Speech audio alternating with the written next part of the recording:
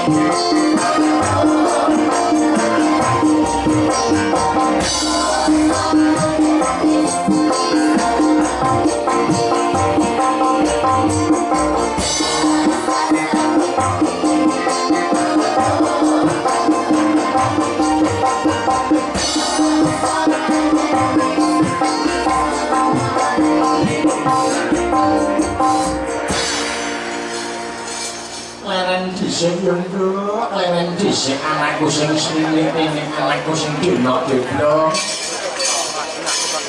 Ora liwat ngeso iki gawe jenengan yo. Iki mumpung ana wektu kanggo istirahat. Jenengan leren Pak derekake. Ana tulis sing wangi.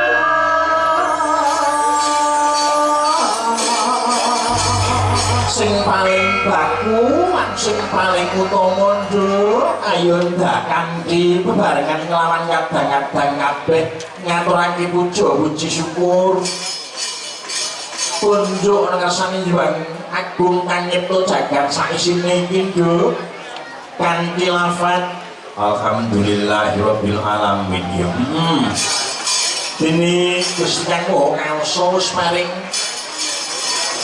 nikmat sing awujud kesehatan lahir lan batin iki kula dina iki ora langka kowe lan aku saklono bisa minangkani dawuh kowe lan aku bisa sowan ana dalem kene kebak ing kawilujengane skala saka rubeda nggih amin Allahumma amin ya amin ya rabbal alamin.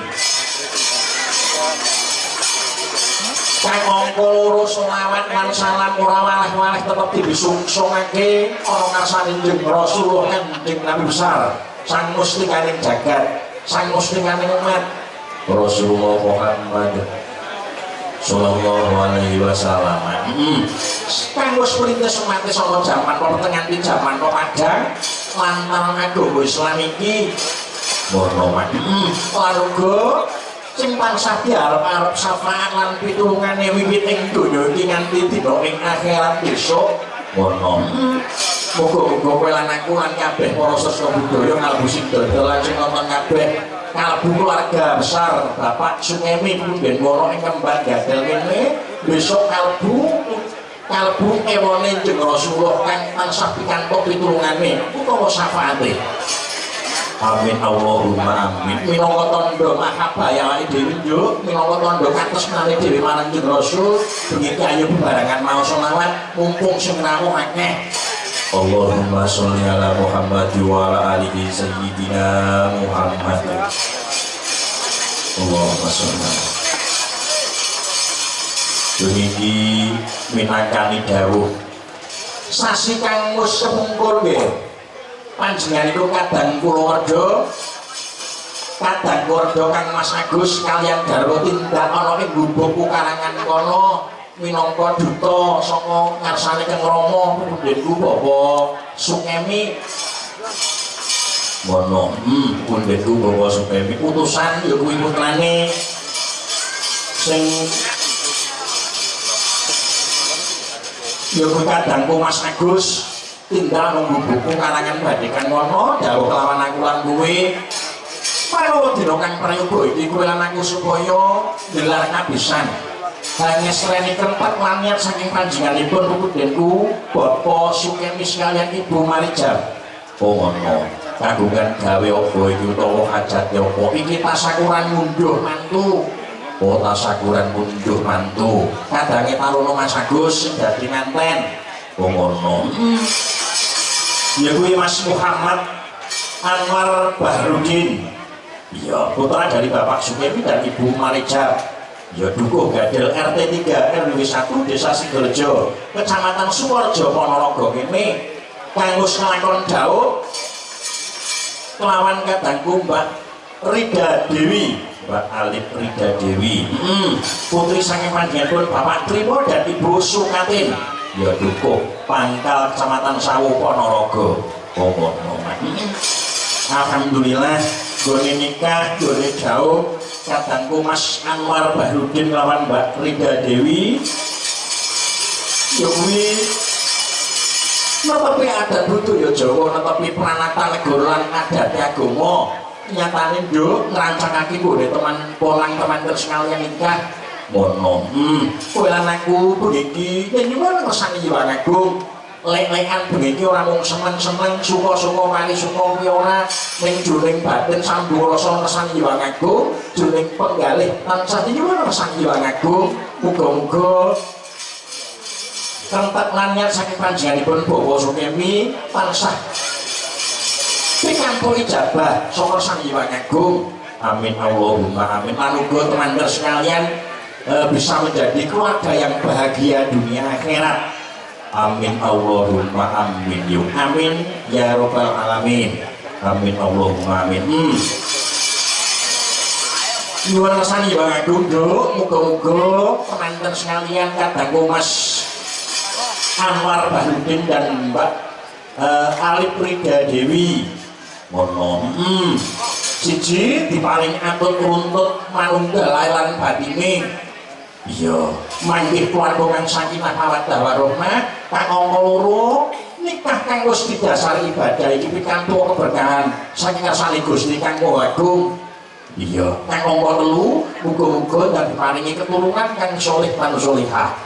Amin Allahumma amin. Amin Allahumma amin. Ya coba hasbunallah dhisik ya. Iya hasbunallah dhisik. Ya berdebatkan itu bagaimana padan para coba ya panjangnya ya ini kerawitannya komplit yuk mati laras ya kemamus nikah ya ora keri wahyu mata ora keri wahyu abadi ora keri terus apa cek apa ora keri ya maksudnya hasbunallah nih hasbunallah wa ni'mal wakil.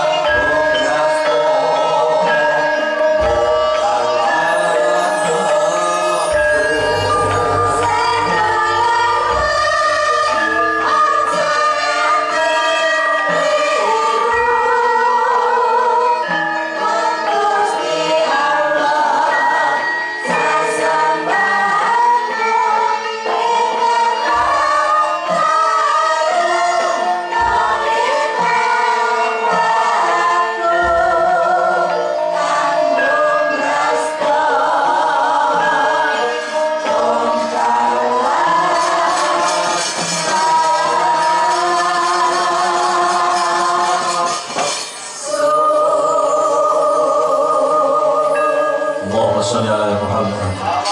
Allahumma sholli. Lagon religi ya gimana ditandai dari kadang-kadang wono mah. Jan. Wah. Kunjuk rasane kemudian guru Bapak Sukemi sekalian Ibu saputra ayah kabeh lho. Lah iya, aku iki mau di kowe ngerti mano bengi-bengi iki nias pantes ya kuwi halal bihalal sedulur Warok Ponorogo. Wah, dasare Mas Agus iki ya dulur Warok Ponorogo sing lenggah karo Jakarta. Wah, tenan. Ya. Reok Ponorogo iki mendunia kabeh. Iya. Ya sabab saka reok Ponorogo, ya sabab saka seni reok Ponorogo. So andayeng bawana undang sakus wantara basane. Wah iya. Wah iya. Iki mau wis digelar reok Ponorogo sore mau. Oh ngono. Niki bengi iki ora kanane sore mau wis. Ya, bengi iki kowe lan aku sinampiran kapal sayang nggih. Ngono. Ya. Silaturahim bengi iki hajat lamiat saking dulur-dulur sedulur Warok Ponorogo. Ngono. Silaturahmi dapat mendatangkan rezeki karena merupakan salah satu cara untuk mempererat tali persaudaraan dan menjaga ukhuwah. Ngono. Ya, pancen jeneng rezeki kuwi ora mung wujud materi kok nggih. Ora mung wujud materi, ora mung wujud materi diparingi kesehatan kuwi ya rezeki, kebahagiaan keluarga kuwi ya rezeki. Iya, lingkungan sing guyub rukun kuwi ya rezeki. Oh ngono. Sangat kuwi rezeki iki dhuwit. Pikiranmu iki dhuwit. Pikiranmu ya sangat iku ya ngono kuwi. Ya ngono. Iya. Jeng Rasul maring dawuh sok sapa wong sing tansah lesmarake marang ingkang silaturahim utawa nindakake tali silaturahim lho bakal didawake umure lan bakal dipenaki nggone golek rezeki. Amin Allahumma amin. Muga-muga kabeh bisa nindakake perkara silaturahmi kanthi rezeki. Amin Allahumma amin. Ya, Ponorogo hebat bersama Bapak Bupati kita. Beliau Bapak Haji Sugiri Santoko dan Ibu Lisdiarita sebagai wakil bupati kita. Nyatanya tetap dibanggakan, dicintai seluruh warga masyarakat Ponorogo. Iki sore mau rawuh ana kene hanges rene ketetelannya saking panjenenganipun Bapak Sukemi sekalian Ibu saputrani nggone kagungan gawe. Iya, Ponorogo hebat. Ana lagune. Ana dibawani ya Ponorogo hebat ini ditandake sing gawa ya kuwi Genduk Dwi Lestari ya Genduk Dwi Lestari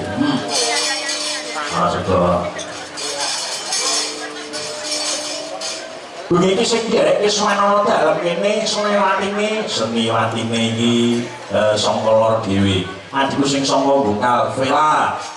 Ya, Vela terus Diana, Vela. Disambung adikku sing sama bandikan sesing kulon, Ana Aura.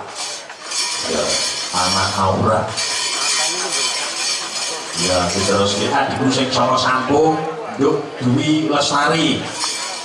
Ya, disambung Sakti Duli. Saka bandikan Mbak Yuni, Mbak Sri Wahyuni. Ya disambung gitu nih Iwone kirine ya adik sing saka dan Kecamatan Jambon Genduk Utari. Wah Utari ya disambung Mbak Yuni sing saka Madiun Mbak Purwaningsih ya sing dari dhewe Mbak Esti sing saka Bandikan uga ya puniki dulu itu sing cowok ngajib Jokarto hati ningkat. Wah jeneng iki Ponorogo iki sapa dalane Ponorogo iki sapa wis ora satekok-tekok ora nganggo serlah ora. Iya saking apike karo Kyai Ponorogo domongi.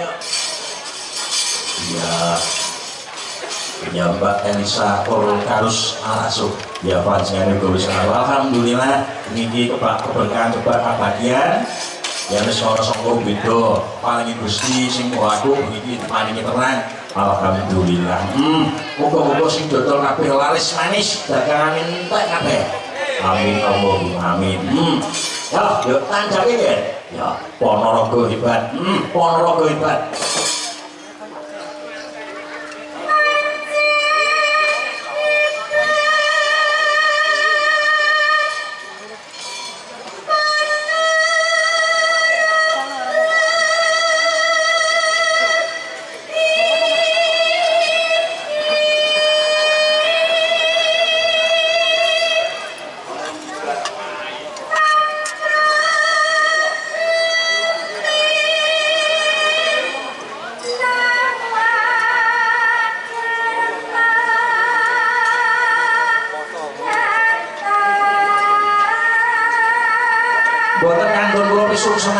Pepundhen kula ingkang enggah wonten Jakarta pangarsanipun ya Padepokan Sulugugeng ya pun Bapak Iko Wibowo uga dulur-dulur sing enggah ana kono ngono bengi mirsani langsung mirsani lewat YouTube mirsani mobile nonton bareng ya nonton bareng ana kono ugi panjenenganipun Mas Wandi Sakonco bengi ya kemarin hadir ya Mas Sute Sakonco ya sing mesane liwat streaming yang dari Dubai wah dari Dubai ngendi Dubai iki sembuh kono adoh saruh kowe ngaruh wis pokoke ngono kuwi Dubai alhamdulillah ya lanjut ya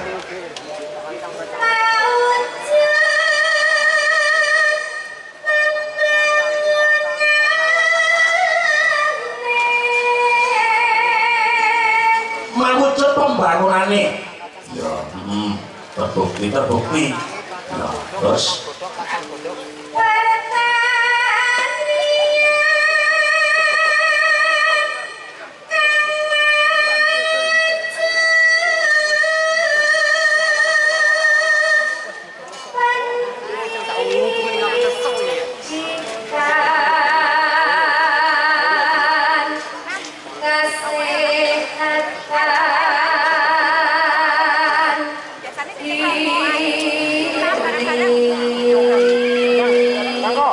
pangandur kula pisungsungaken kagem bapak-bapak yang dari aparat kepolisian sektor Sukorejo. Wah, sektor Sukorejo iki mau dulu luaran wis nyapa, ya mau beli sing karo polsek. Alhamdulillah. Ya. Dan juga bapak-bapak yang dari Koramil dan semua jajaran ini sing ngayahi wajib. Ono pangandur kula pisungsungaken kagem Bapak Kepala Desa Sidoarjo. Uga sedaya perangkat desa yo panggantun bahwa gadel ginis keluarga ora ngeri dulurku sepuh yo Mas Nur Kelis ana ing pintu kuwi kami tuwa pintu ya sekeluarga terus lanjut karo pintu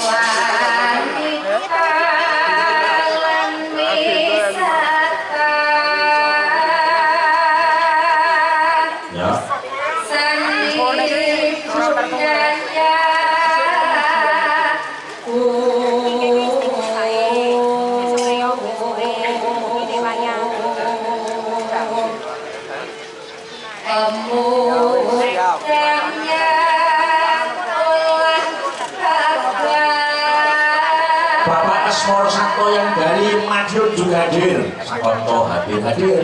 Marai goblok paling ngene iki kan.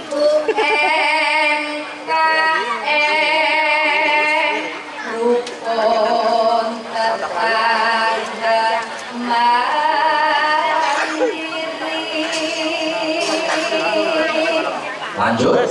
Aman.